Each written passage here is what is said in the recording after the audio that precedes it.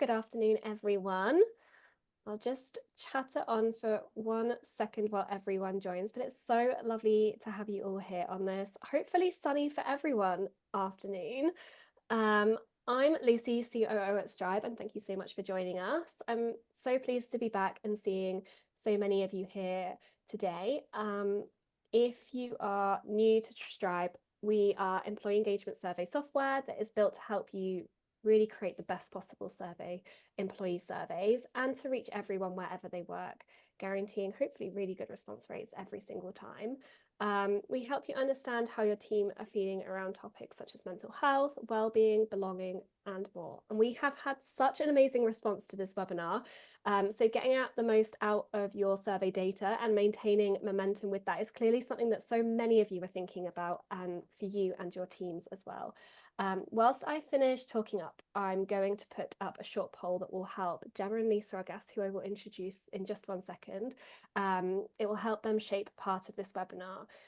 We want to make sure that you are going to take tons away from this today. So we will be focusing parts of it on the challenges that are most relevant to you. So please do make sure you get your votes in. I've just put that live now for you. And in general, it would be great to have your support today. The more energy we can get from the chat and the Q&A feature, the better. So please do open the chat.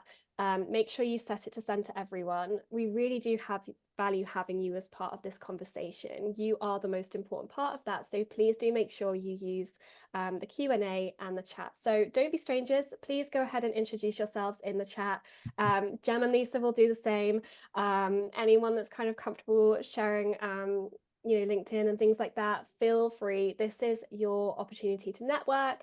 So please tell us where you're from, what your role is, and anything you want to share. It's a really, really great place to make connections and network. So please do make full use of it. And sorry if you just heard that bang. Gem and Lisa just convinced me to let my cat into the room before the webinar, and now she's causing chaos, knocking things off the windowsill.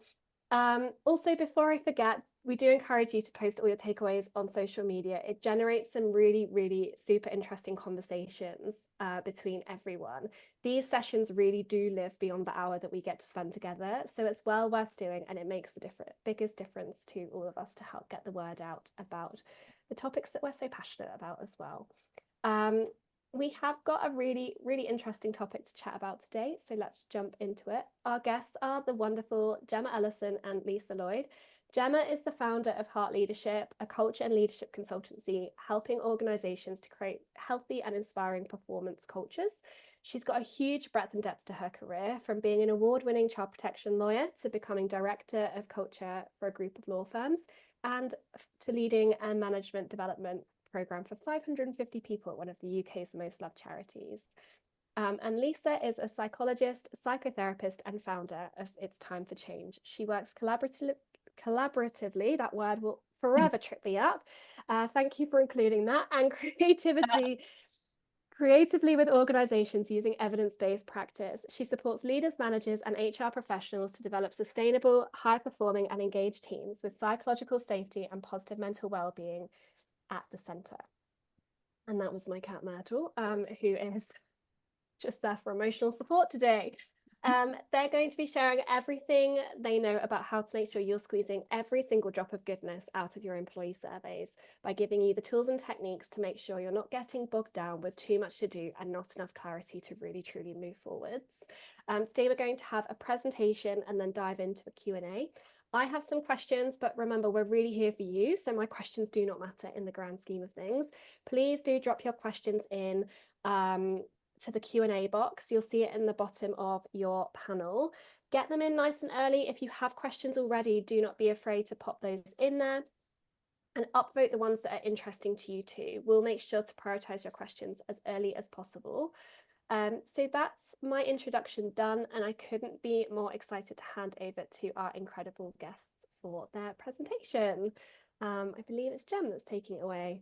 Thanks, Lucy, and thanks for your cat coming along. That's the best thing, really. I love it when animals take part. We had someone called Toto the other day, didn't we? Lisa join us on a session. So well done for bringing the cat. Right. So hello everybody. Like Lucy just said, there we're always open for your questions. You'll notice very quickly that Lisa and my style is conversational, not too formal at all. We just want to get it up to the real conversations, the real things that are happening for you. So don't be afraid to jump in and ask us any questions if you've got any. We've got a grand total of 2 slides to show you because we want this to be really interactive in a conversation. So we're going to kick off with what are some of the common pitfalls, I guess, of surveys. Let me just, that is moved to the wrong place. Here we go.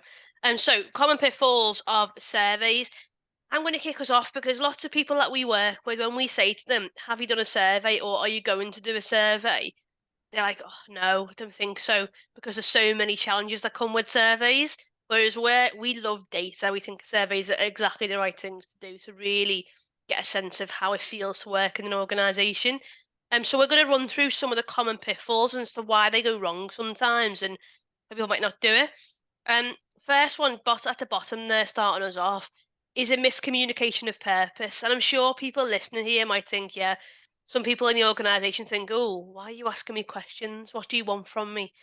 What's going to sort of happen with the answers? And I think when we don't communicate the purpose properly, I think surveys need a full comms plan behind them. They can't just be sort of random. But when we don't communicate the purpose properly, sometimes that's where we get a lack of response, which we'll talk about in a little while.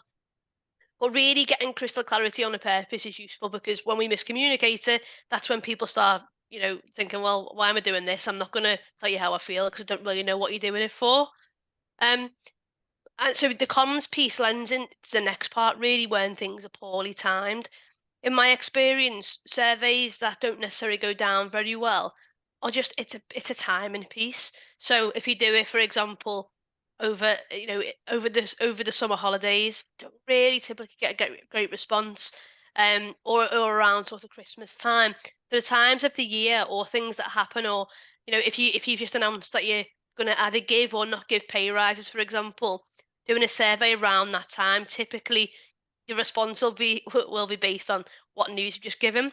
So actually making sure you have proper timing of things is really important. And then the other thing that we see quite a lot of in terms of a pitfall is response bias. So where people can slip sometimes, and again, I'm sure we've all experienced this, where they'll say one thing to you and say something else to somebody else down the road.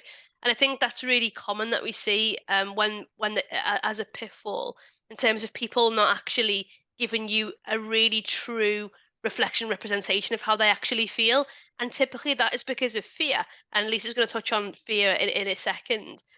But it's the fear of, okay, if I really say how I feel, what will happen? So sometimes you have people who will all give the same answer to a survey, like as a group think situation. Um, but again, we'll talk in a little while about how to overcome these things. But having a really clear comms structure and timing is really useful in this way, and really communicating the purpose of it. But that's another thing that we see in terms of people not necessarily giving you their true feelings, but sort of biased towards something else, which means that you really can't do anything with the information or do anything useful. Kick over to you, Lisa. Yeah, thanks. So surveys that are too long or too short, we've probably all seen those. So the ones that are too long that you just look at and you just have this huge sigh and you just think, oh my gosh, when am I going to do that? And people might start off doing it quite well, and then as they go through, they get survey fatigue, and actually the last part of the survey just isn't very valid at all. So ones that are too long just won't engage people. But then also I see some people say, well, we're going to just be really, really snappy and we're going to make it as short as possible. But then we don't end up having the quality of data we need. So if you were asking too few questions, we're not essentially getting what we need to know to actually make any difference. So we potentially might know there's a bit of a challenge in this particular area, but we don't have enough data to do anything meaningful in that space. So there's a fine line between creating a survey that gets the right information, but there is definitely that sense of being too long or too short. Poorly designed questions, I see that so much. And I see people, actually, I've had really interesting conversations with people who talk about, yeah, we didn't want to use any sort of survey companies, we're just going to do our own one. And then, and actually a CEO is quite honest, an event I was talking at a while ago, who stood up and said, I did it all myself. And he said, everyone did the survey. He said the information I got back was useless because the questions were poor, and it's actually really hard to create good questions. We really underestimate what a skill that is. So often, so some questions will just skirt around, some surveys will skirt around what the real challenges are. So it's almost like we're ticking the box of doing a survey, but we're not really asking the questions about the stuff we need to know about in our organisation. And I think going back to the word that Jem used just now was around fear. If we ask certain questions and we're really going to ask the questions that are going to really uncover what's going on in our organization, what might I find? And firstly, if I find something, then I'm obliged to do something about it. That's a big responsibility. That can feel quite overwhelming. And also it might end up pointing the finger at me. And am I willing to make myself vulnerable? So there's a real sense of fear around asking the right questions that really uncover what's going on. And of course, we need to uncover what's going on. Otherwise, it's all a bit superficial and doesn't achieve what you want it to achieve. Also, some questions unintentionally end up being almost like two questions in one. So you're ending up asking a question that has almost a second part to it. And then when you try to answer it, I don't know which part I'm supposed to be addressing. I might have different responses to both. So we need to be very aware of questions that have more than one element to them, or perhaps they're just so ambiguous that I don't actually know what it's specifically getting at. And if I don't know that, then I cannot answer it reliably. So how I'm interpreting the question and responding to it might be something entirely different to how other people are responding through their interpretation. And then it means again that your data isn't valid. And we know that unless your data is reliable, anything you base on it is not going to be very effective. There's also, and I don't know where it fits in here, Gem, but there's also something around sometimes people know that there is a specific problem in a particular, or they've sensed a particular problem, but actually we do a whole survey for everyone, and we find there are some challenges that come up in the through the data, but we don't know where that challenge is specifically. So then we end up thinking, well, so there's a manager, for example, who is struggling. We don't know which manager that is. So we're just going to roll out some manager training for every manager in our company, which is really demoralizing for all the really good managers in your organization. So it's about trying to use a survey, which actually it gets the data you need, but then it allows you to kind of make contact and work out who those people are so that you can help them specifically.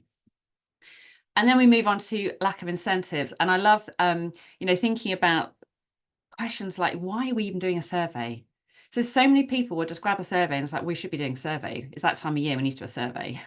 But actually, why are you doing a survey? What is it you actually want as an outcome from it? And if we're not clear about that, people aren't going to engage. It goes back to what Jen was talking about in terms of purpose. People need to know if they're going to do a survey, they're going to do it and something positive is going to come off it. And this is what is going to happen. And I'm aware of what's going to happen after the survey because that's been communicated with me up front before I've even filled it in. So knowing that I'm going to have a chance to have my voice heard, and I'm going to have a chance to then have feedback about what the findings were and what the organisation is now going to do about it. And maybe I also get to be part of that solution. So if a finding is, there's not enough interaction between teams in our company, we work in silos, then how do I get involved in doing some of that development around cross-team kind of collaboration? So, the title of this this question, this webinar about now what, is that so what? Like, what is happening? You've got a survey, now what? And that's the bit that has to be very, very clear up front. Otherwise, people just won't engage with it.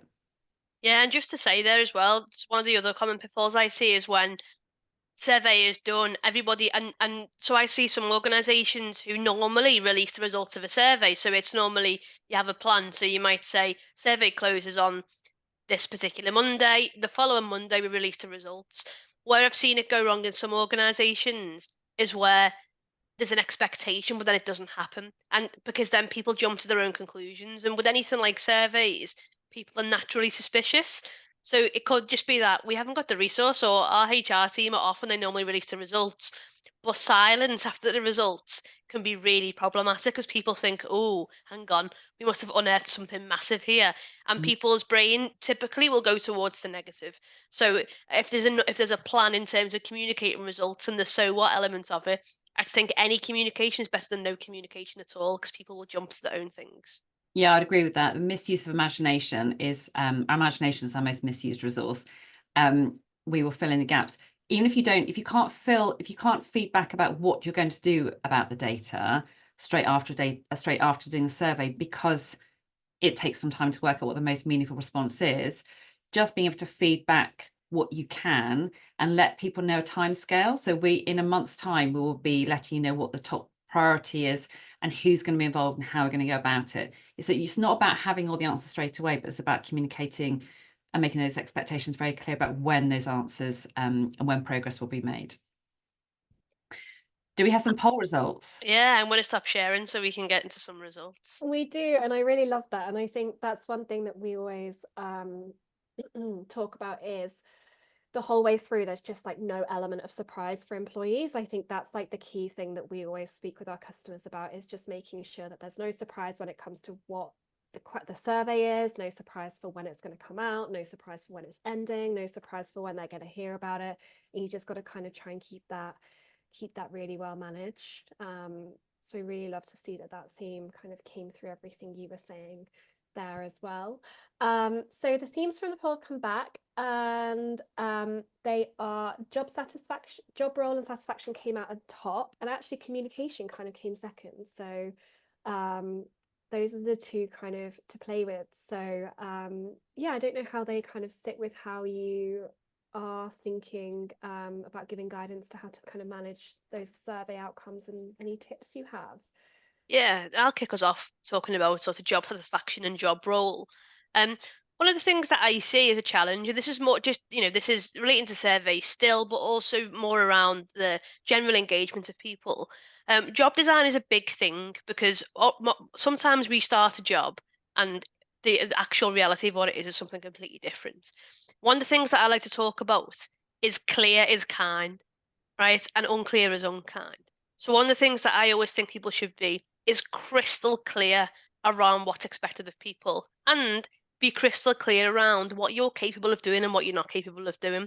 Because quite often when we see that there's a challenge with satisfaction in terms of a job, it's because we've lost a bit of purpose. We might not know why we're doing things. We've not got context. But more often than not, it's because there's a misalignment with what you expect and what you actually have. And that can be solved quite quickly with crystal clarity. And it's something I talk about all the time. And we see this often, right? As an example with managers. What tends to happen is people are really good at a certain job. And then because they're good at this job, the technical expert, they'll become a manager. Different beast altogether, completely different career, but it's an add-on. And then we say, we want you to be a good manager. We want good managers here. And then, great, what does that look like? Oh, don't know. We haven't quite got to the bottom of that. So the big piece of work to be done on what actually do we expect? What does good look like in any particular role, any particular job, any part of the organization? And that can look like a few different things.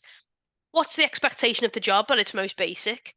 What does great look like? And look, our brains were geared towards progression. We want to move forward. We want to have a sense of forward motion. And again, when we see people who are losing satisfaction in their roles, typically that might be because there's no sense of forward motion. We feel like we stagnate sometimes. We've got nothing to hit next in terms of our motivation. So crystal clarity as to what good looks like is always a really useful thing to have. And I think that's something, look, Lisa and I are all about solutions, and we want you to come away from this webinar with things to do. Have a think about, are you really crystal clear with your people about what good looks like? And you might find that you're not. And we always think, don't we, about let's have a performance management system or things like that, so when we can manage poor performance, but actually we don't really tell you what good looks like or what our expectations are. So I think that's probably one of the main reasons that people lose a bit of satisfaction. But also, again, I think there's a lot to be said about managers, which we can talk about all day long, and we might do later on. But I also think, again, giving people a little bit of creativity and agency in their role. I'm a big fan of adult to adult relationships in the workplace rather than parent child. And I think sometimes, again, where people might lose satisfaction when they haven't got agency as to how they go about doing things. So when we are talking about what good looks like, letting people have a little bit of flex and a little bit of freedom as to how they carry out their role, and potentially having more of an output focus rather than an input focus, can really help to boost satisfaction levels. Do you got anything to add to that, Lise? Yeah, I was going to say about kind of what good looks like. For me, it's also what good feels like. So for if I'm in a role, so having some clarity around what good looks like. So in other words, I know what I'm striving for and kind of skills I'm honing to make sure I'm achieving that. But also for me, what does a good day at work feel like? Or a good, if I was to be in my best position right now in terms of I'm loving my job, it's going so well. Imagine that, and then ask a question about what is going on for you right now that's making that happen. Because is it about I'm enabled to use these particular set of strengths that actually I just don't really get to use much in my day-to-day role? Is it that I'm getting to spend much more time collaborating with people, whereas actually I'm finding my role is just kind of desk-based, I'm sitting on my own. So finding out actually what people feel that they need in order to fulfill their role and to be satisfied, because we often find that if we can create the right environment for people to feel that they are using their strengths and that they're able to have an experience, create an experience that feels really meaningful for them, then they end up feeling very, very satisfied, and the company benefits because this person's using all their strengths, so they are like zooming. So I think that whole kind of what it looks like and what it feels like, I think is really key. I love that as well. And just to jump in, because I think as a manager myself, that's definitely come up the pathway that Gem described of kind of, it's just been kind of tacked on and very much kind of left to work it out, I guess, as I go. When you have so many competing priorities in your day, you have your own job to do, you have actual human beings to support and make sure they're happy and feel supported themselves, and you have to help them with their job too. I guess when you're working with these KPIs and these spreadsheets that we spend a lot of time in, I know I lean towards it, and I think it's because that's just generally how businesses are.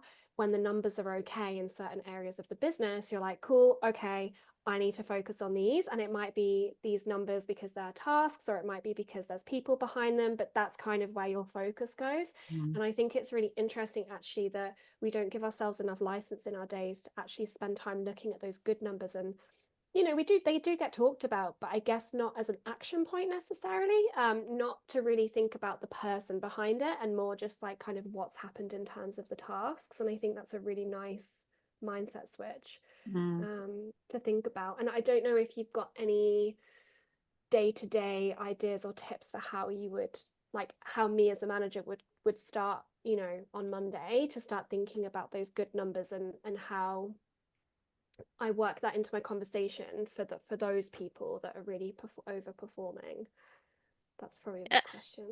I think the first thing I just want to relate back to you first, Lucy. You know me well enough now to know I'll answer a different question, so Yeah. let's stay with me for a second. Just want to go back to your first point about being left to it as a manager, and Lisa and I love a bit of data, and there's two bits of data that terrify us every time we talk about it. And the first is that in terms of a manager, 70% of people have said that their manager is as responsible for their mental health or has a bigger impact than anybody else in their lives. That is one thing that's quite scary in terms of responsibility for managers. The second is that 82% of managers have never ever been trained. It relates to your situation there, Lucy, where you just become it seems to be an add-on a Tuesday afternoon job and you don't get a second training.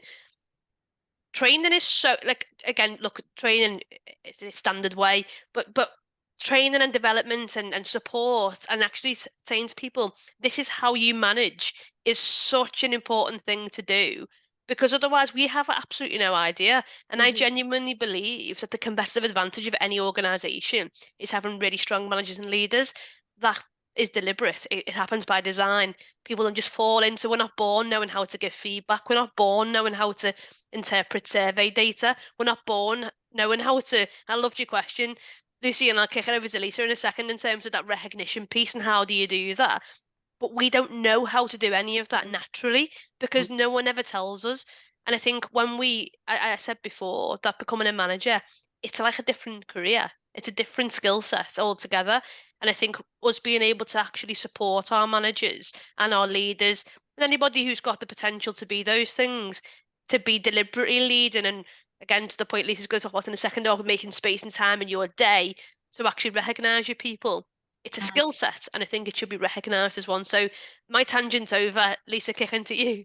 Well, no, I was going to say, I mean, it goes back to that whole thing about we spend so much time in work thinking about the stuff that's more tangible, and we don't think about the what are termed soft skills, although there's been lots of narrative now around that. Actually, they're really hard skills around things like communication. So the other thing that came out of this poll, and this kind of links, it covers everything, it covers your question, Lucy, it covers what Jen's just been talking about in terms of feedback and recognition.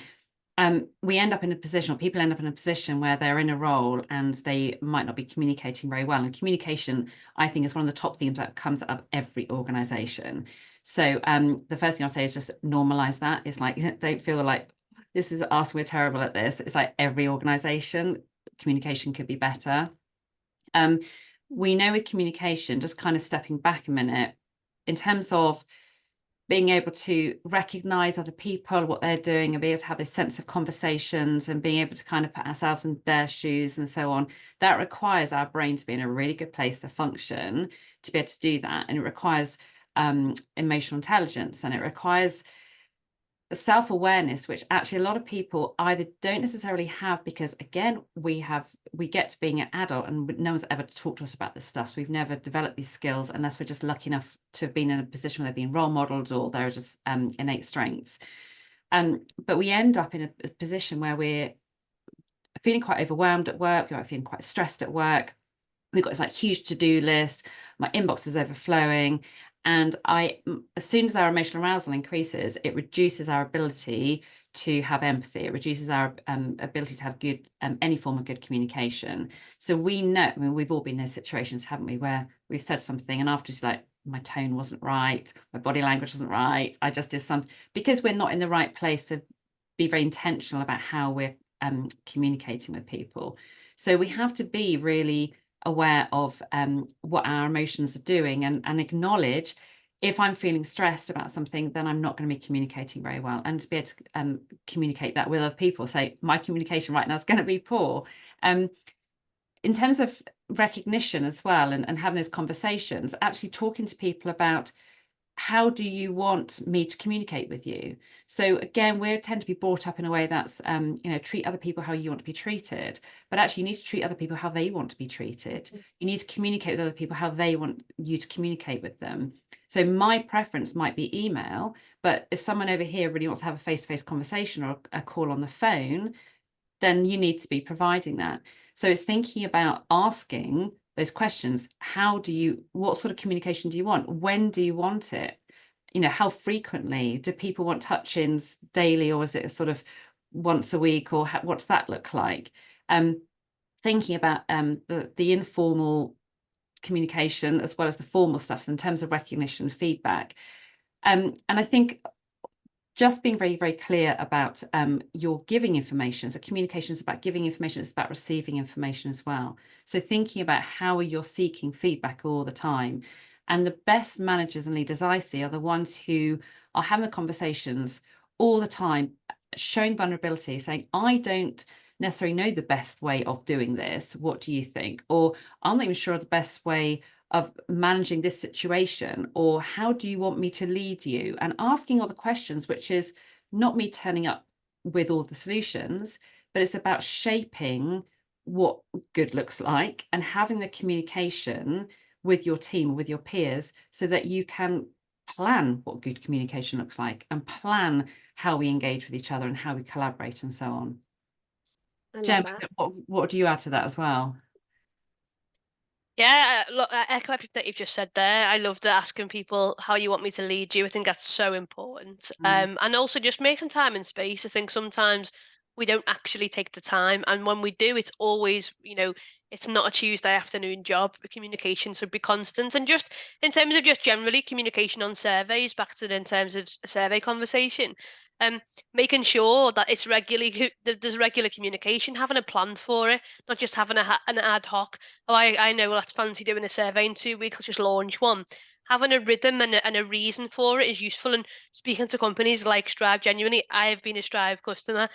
So I know this loud and clear in terms of question design and the help in that way. But I think it's really important to sort of have a really strong comms plan, and even just tactical things. So before you launch your next survey, having a bit of a reminder of "you said we did" kind of thing, so just to make people think, oh, psychologically, oh, actually, yeah, remember that now, and something happened. It's worth my time this time. But I think, I'm a big fan of just over communicating. I think there's no, don't leave any room for ambiguity, because as Lisa said, our imagination can be a dangerous tool sometimes. And can I just also add on that in terms of, I mean, I always am a fan of over communicating. And I think something like a survey, when have stuff like that as an ongoing agenda item at your meetings, because people say, well, I haven't got anything new to talk about. You don't have to have anything new. You can just turn up and say, right, well, actually, where are we at? What's happened? Or how are we feeling about this stuff now? Or do we still feel the same? Or what are we noticing that we're already doing differently? Just because I know that that's an issue, I probably already started, because I'm now aware, doing things slightly differently. So what are we noticing? What impacts that having? Just creating the space to have the conversations that really matter. And that's the space that we often see just doesn't happen enough.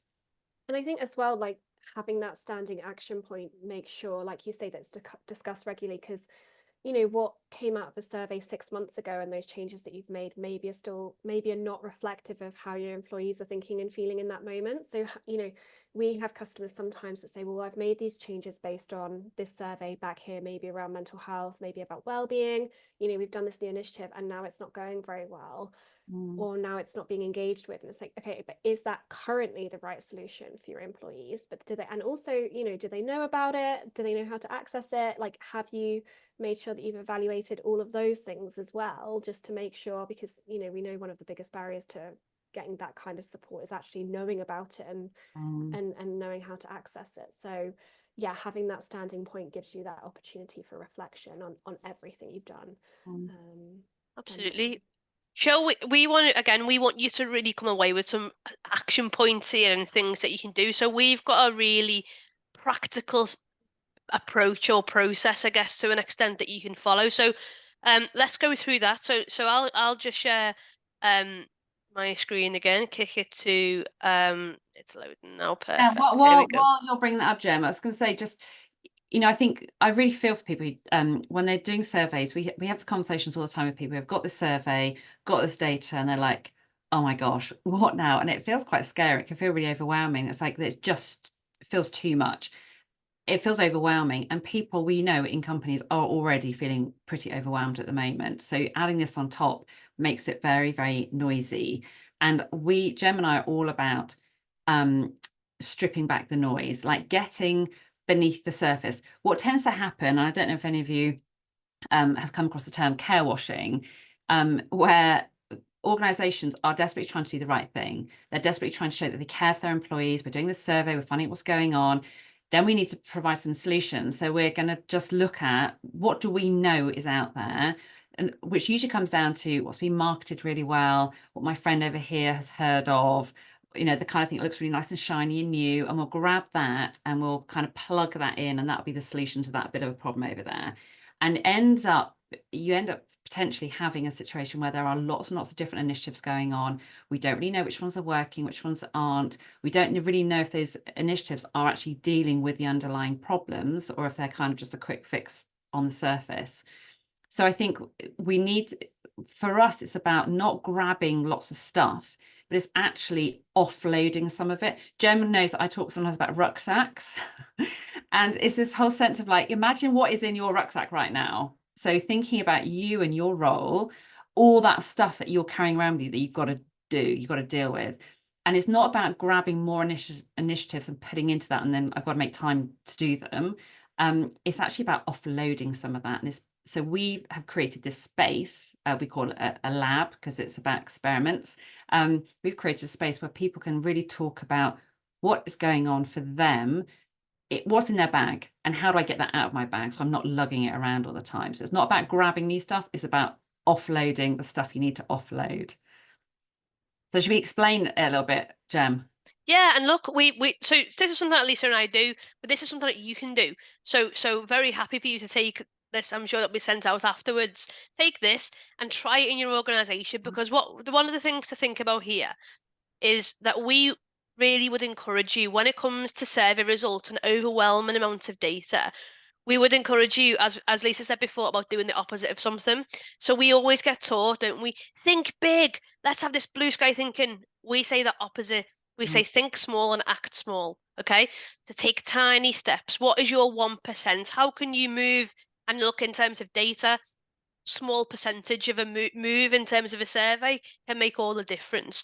So what we would say here is, when things do feel overwhelming and when there feels like there's so much on, take small steps and bring people on, create habits that will make it much easier for you. So you can take this as a process if you want to and use it. We know it works. We do it all the time, but this is something really practical for you to take away. So we'll very quickly, because I know we need to leave time for some questions, we'll just really, in sort of a couple of minutes, run through the wheel. Do you want to kick us off, Lise? Yeah, so my space is that chance to have a proper check-in, and people go, yeah, we have that. We do a check-in. Like, we're like, how are you doing? Yeah, I'm fine, great, move on. That's not a check-in. So our idea of a check-in is when people are able to actually explain how they're feeling and what's front of mind for them in that moment, that day, that week. And it's where people can really take off their masks. So it's about that vulnerability piece. And when people are able to be very honest with each other, you have the most amazing conversations. So it's all around psychological safety. You've got to get that right first, but it's so important to have that space where everyone can really be heard. When you create that within your group, you'll find that people will start coaching each other and supporting each other and showing empathy. And the people who don't necessarily have those skills anyway will start to is being role modeled, so they understand how I should have this conversation, how I should phrase questions, how I should respond if someone's in tears. And by the way, in our labs, we've had MDs in tears, we've had very senior people coming along and just being incredibly honest and open about what's going on in their team or their company, knowing it's a safe space and being able to say, this is how I really feel. Now, when I leave, I can put my mask back on and go back on and I'm all in control. But it's so important that we have that opportunity to offload. Definitely. I'll kick on to evaluation. Well, as you said then, take your 1%, try things, and I'll talk in a little bit about doing experiments in your organisation. Make sure you're evaluating things. Data, the survey in itself is some evaluation data, but when you're testing out a new initiative, and I'm sure if anybody in this on this call is in a HR position, how many times have we thrown these big initiatives at the wall and then we've just moved on to the next one? I've just seen an organisation do something similar, massive £500,000 rollout, and it's like it never happened. Don't evaluate the effectiveness of it. So I'd really try and get yourselves into the habit of evaluation. And then just onto knowledge as well. You don't need to get external input for knowledge. You don't need to do it. You could all sit there and read the same book. You could all sit there and watch the same TED talk and have really strong peer conversations. So making sure there's some knowledge in this process around a particular topic, whatever it is you're going through, whether it's a change program, well-being, leadership, whatever it is. There's so many resources available, or you can get external input too, which is fine. But making sure that you're all looking at the same sort of knowledge or bringing knowledge to the table.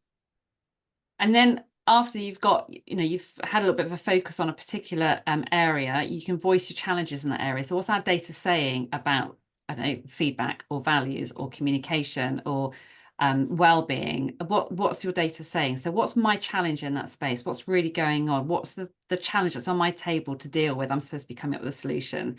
And looking at your data specifically. So we're getting beyond, I think there's a bit of a problem here too. I know there's a problem because this is my data. And the data will be like your survey. It will be also just your experience and what you're hearing anecdotally from people around you. Because once you've been able to articulate what your challenge is, what your data is saying. So what sort of a bit more about kind of the factual bit of the context. You can then come up with your hypothesis.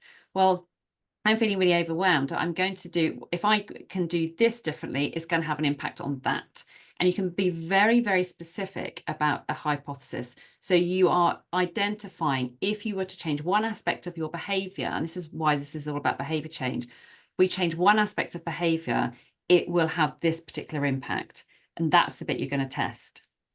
Yeah, and then the actual test itself. So we're a big fan of experiments, and any forward-thinking organisation now will be getting into this space. If anyone listens to Steve Bartlett for more than 5 minutes, he's got a head of experimentation and failure. We have to get into the habit of testing things. We can't just say, I know, we're going to launch this big initiative across the organisation. Test it first, test it small and evaluate it before we then go and spend all sorts of money, time, and resource.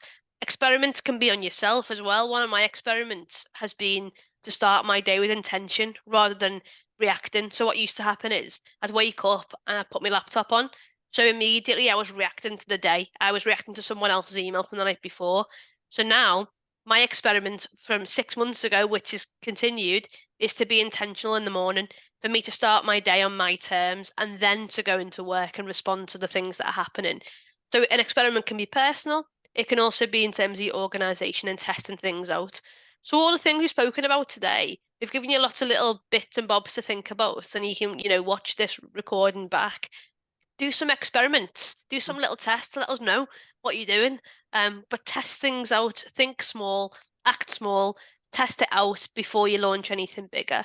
And what I'm going to do, that's what happens in our labs. Take this approach, do it yourself, speak to us if you want us to help you do it. But I'll stop sharing. That is the longest, that's the shortest ever time, Lisa, that we've done that around that wheel. But you know what, I also wanted to say in terms of experimentation, it's so important because we get stuck in doing what we do because we've always done it. And actually the idea, and then people get stuck with this idea of transformation, we've got to, something's not working, so we've got to transform it and we've got to do something completely different. And that's overwhelming. And it also then means that we've got to change so much. It's like, where do I start? And then people don't get off the starting blocks. So the idea of experimentation is really around something isn't working. I'm going to give myself permission to do something different, knowing it might fail, because experiments, some of them will work brilliantly, and then you have your breakthrough, and that's where you find your new path, and then you solve the problems that way. Some of them won't work, but they're not failures in the sense of actually that's just put it in the bin. What have we learned from that? Why did it not work? You always learn from it. If you don't experiment, we don't change anything, and then we just keep repeating the same old. And a really good question for companies to ask themselves is, why do we do stuff like we do it? Like, why is that done like that? And often it'll be, well, that's just how we do it here. So is it the best way? Should we just test something else out and see what happens? I love that. And that rings true. My degree was in science, so we were always taught that whatever you find is still a finding. Even if your experiment didn't turn out exactly how you thought, which was exactly how my dissertation went, it doesn't matter. We learned something, we move on, and I got the grade I needed. But so yeah, it's a really, really important and good mindset to have, for sure. And I guess I have a question just off of, the back of that experiment, because I can see a few of our lovely customers are on here, and a few of them are from larger organizations. So larger in terms of there's probably less nimbleness there, but there's also layers of approvals, management, and some of them are public sector as well. So how would you advise someone like that who's maybe in a bit of an oil tanker or in that public sector where they do have to be really cautious and careful to go about that experiment approach? How would they start with that? I think, first of all, the best way of getting approval on things is with data. How do you get data? By experimenting. So if I went so I've just come from I finished the contract at a large organisation, which very hierarchical, very difficult to get anything through. If I went around and said, right, I want to launch this £1 million initiative, it'd been like, okay, based on what? So actually the experimental nature of things was really helpful for me to build a proposal, for me to be able to take something forward, whatever that is. It could be a reset of values, it could be a new wellbeing initiative, it could be anything at all. Testing things out, and experimentation can just be with 2 people. It can start as small as that. It could be with 1 person, but small testing builds data. We know now in a world that we need data-driven approaches to make decisions, rightly so, because otherwise we're just throwing mud at the wall and hoping it sticks. So actually, I think if you're in a larger organisation, one of the things that we do in terms of experiments is in-house. So we'll meet with in-house people and have a team of people doing experiments, and having a team focusing on small changes.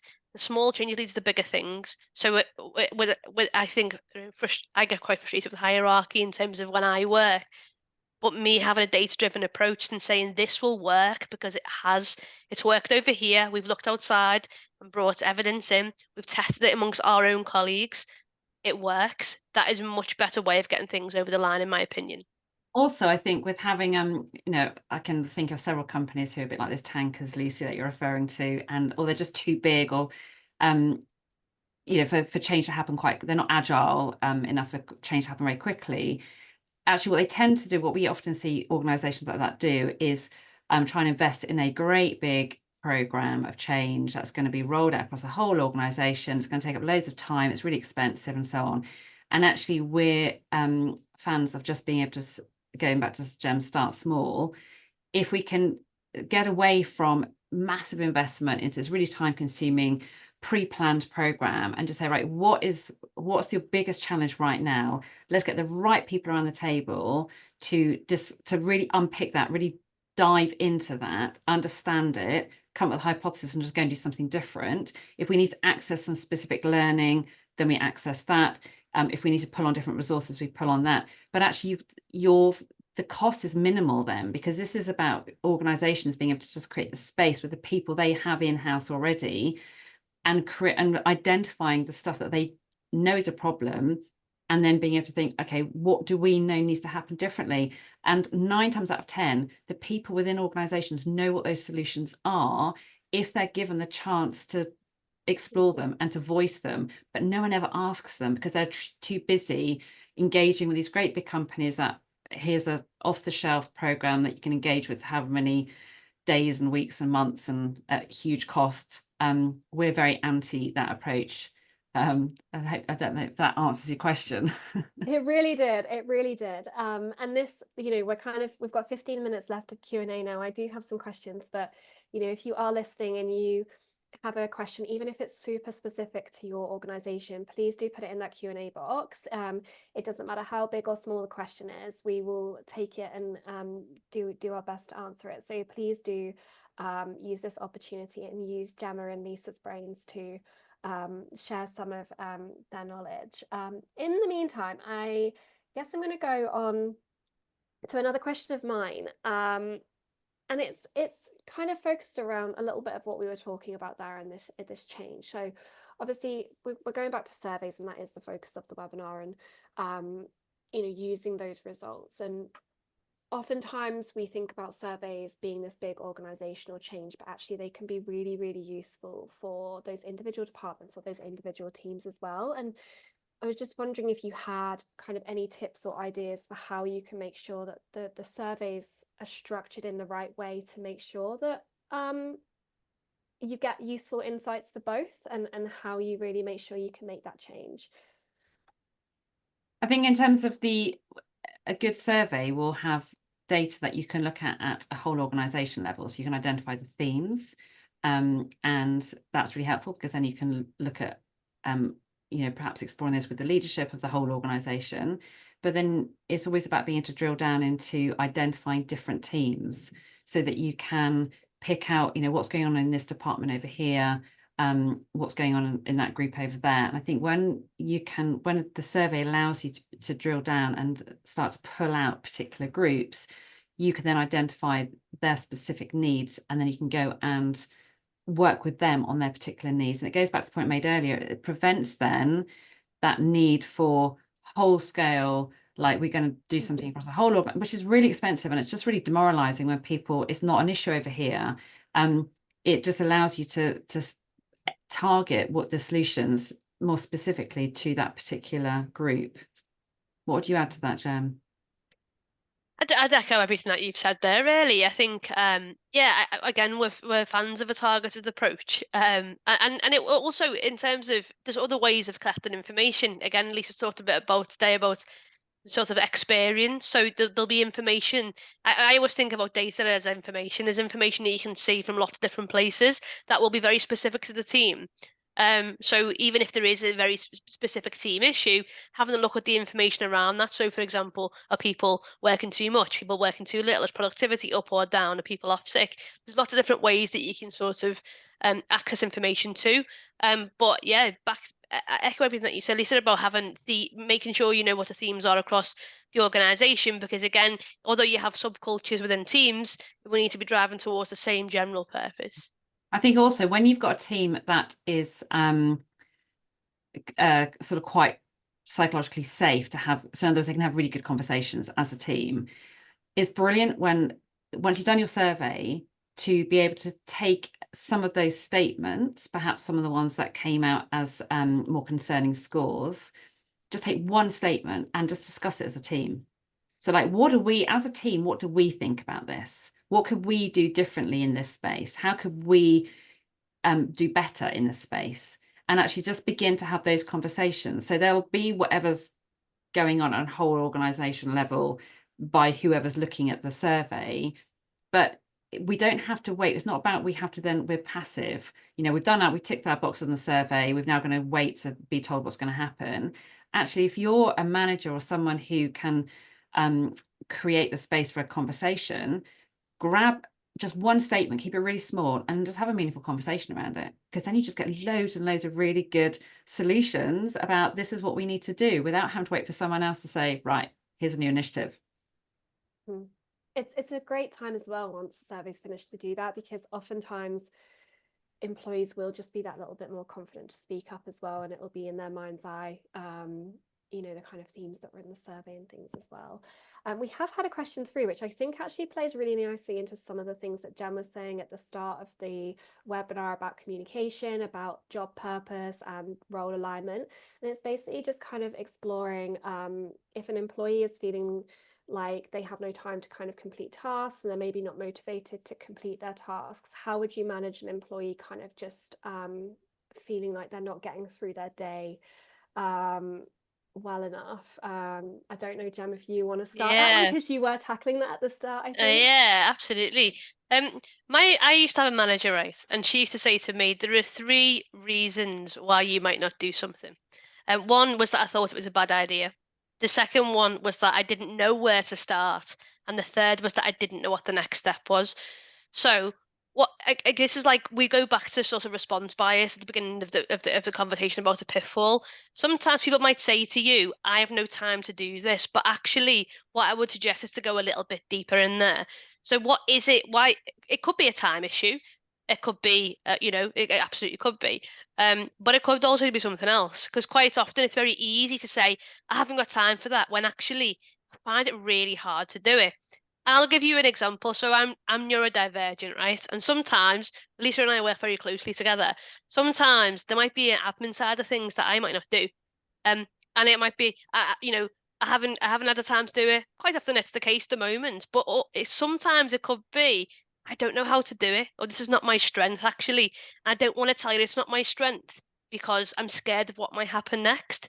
So what I would always say is if there's a consistent thing there where someone's not doing what you asked them to do, think about, have you given them context and clarity around what it actually is? I'd go that level deeper, because if they're saying actually, and you're saying they have got time, I would ask that next question, because actually it might not be that they haven't got time. So they don't know what to do, or that they don't know what to do next, or that the working environment isn't conducive to it. It could be that there's an underlying challenge that they might not feel comfortable enough yet to tell you about.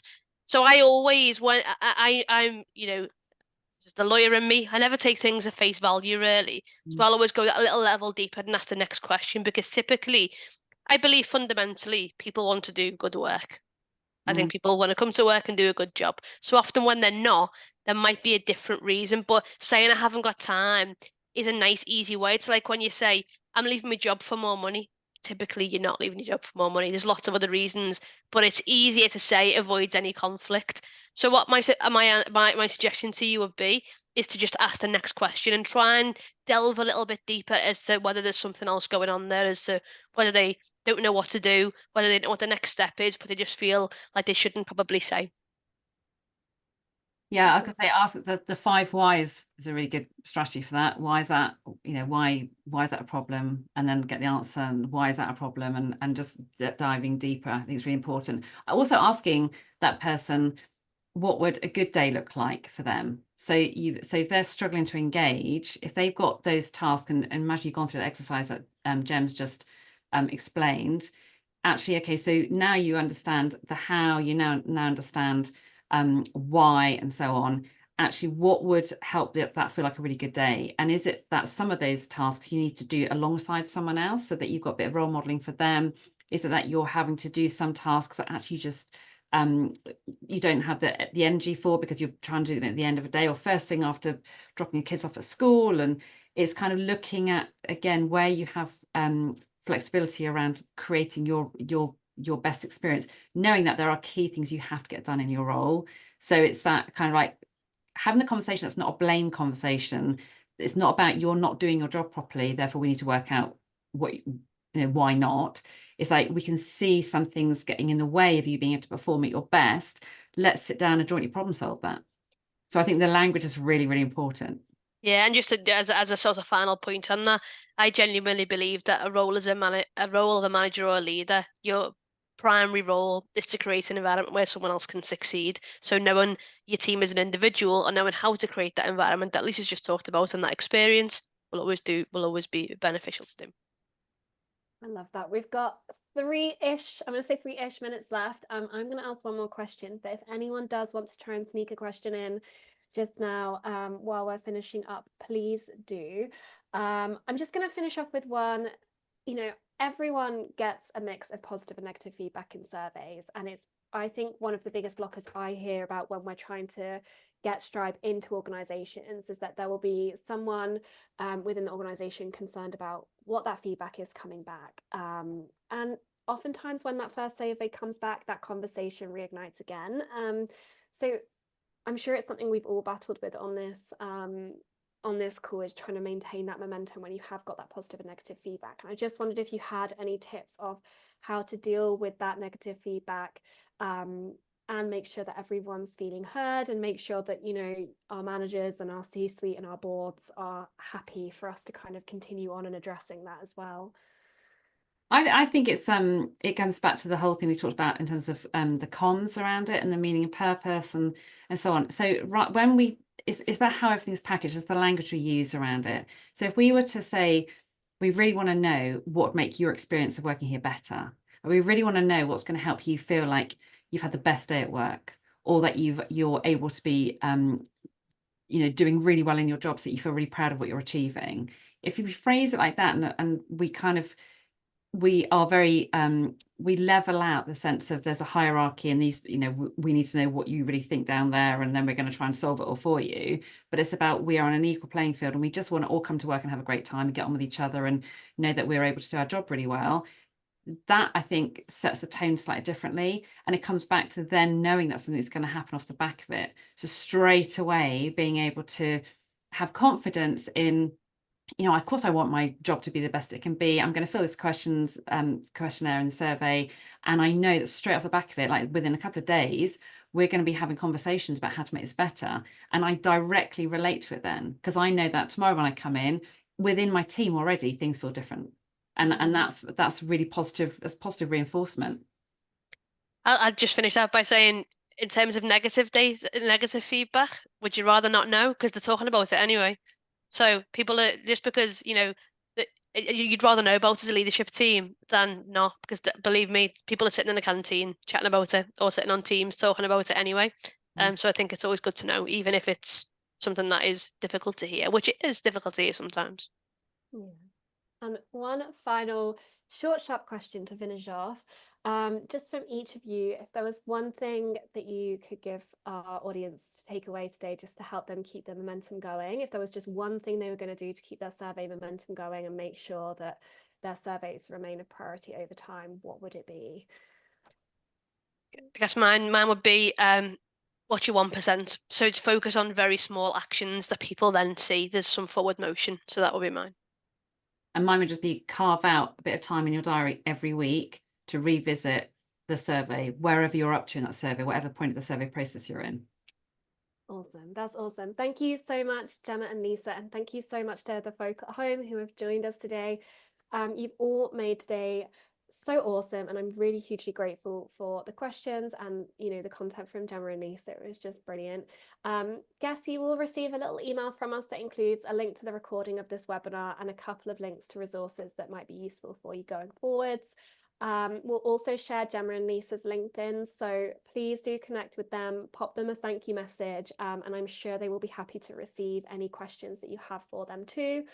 Just to finish, I think if there's one thing I've learned from today, it's to start small and just trust that those small changes over time will build up into something bigger. You know, and if we look at where we kind of want to be, it does feel like it's going to be a long journey, especially when you're focused on those small changes. And it's so easy to feel overwhelmed with that. But instead of letting that feeling kind of take over, I think we can all kind of trust that it will come. And especially from hearing the feedback from Lisa and Gemma today, and that each of those steps will take you just that little bit closer. So thank you so much again for joining us. We really, really look forward to having you all on the next one, and we will see you very soon. Thank you so much. Goodbye.